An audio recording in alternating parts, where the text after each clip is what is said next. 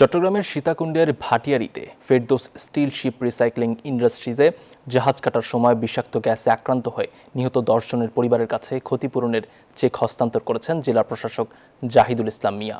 রবিবার বিকেলে sheep breakers and রিসাইক্লার্স অ্যাসোসিয়েশনের পক্ষ থেকে নিহতদের প্রত্যেক পরিবারকে 10 লাখ টাকা এবং সরকারের পক্ষ থেকে 25,000 টাকা তুলে দেওয়া হয়।